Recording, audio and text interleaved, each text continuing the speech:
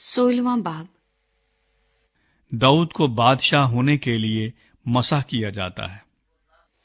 और खुदावंद ने सैमुएल से कहा, तू कब तक साउल के लिए कम खाता रहेगा, जिस हाल कि मैंने उसे बनी इस्राएल का बादशाह होने से रद्द कर दिया है। तू अपने सींग में तेल भर और जा, मैं तुझे बैतलहमी यस्सी के पास भेजता हूँ, क्योंकि मैंने उसके बेटों में से एक को अपनी तरफ से बादशाह चुना है।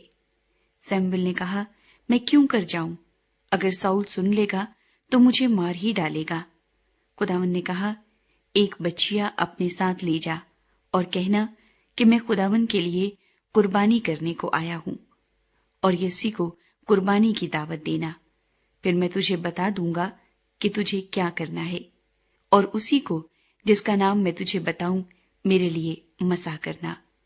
और सैमुएल ने वही जो खुदावंद ने कहा था किया और बैतलहम में आया। तब शहर के बुजुर्ग कांपते हुए उससे मिलने को गए और कहने लगे, तू सुलह के ख्याल से आया है? उसने कहा, सुलह के ख्याल से। मैं खुदावंद के लिए कुर्बानी चढ़ाने आया हूं। तुम अपने आप को पाक करो और मेरे साथ कुर्बानी के लिए आओ।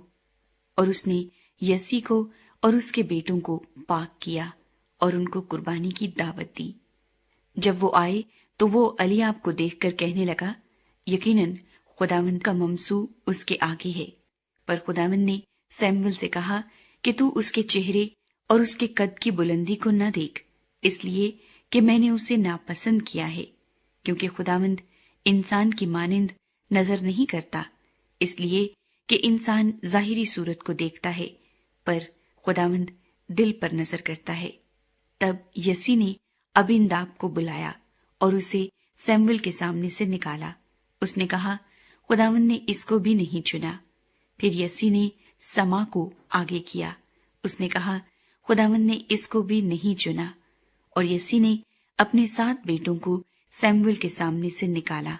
और सैमुएल ने यस्सी से कहा कि खुदावंद ने इनको नहीं चुना है। फिर सैमुएल ने यस्सी से पूछा, क्या तेरे सब लड़के यही हैं? उसने कहा, सबसे छोटा अभी रह गया, वो भेड़ बकरियां चराता है। सैमुएल ने यस्सी से कहा, उसे बुला भेज, क्योंकि जब तक वो यहां ना आ जाए हम नहीं बैठेंगे। सो वो उसको बुलाकर अंदर लाया।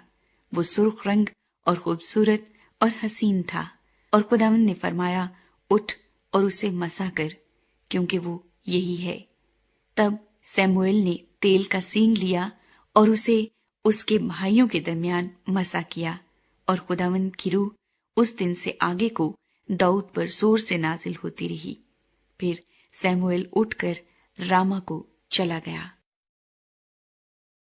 दाऊद साउल के दरबार में। और खुदावंद की रूह साउल से जुदा हो गई, और खुदावंद की तरफ से एक बुरी रूह उसे सताने लगी।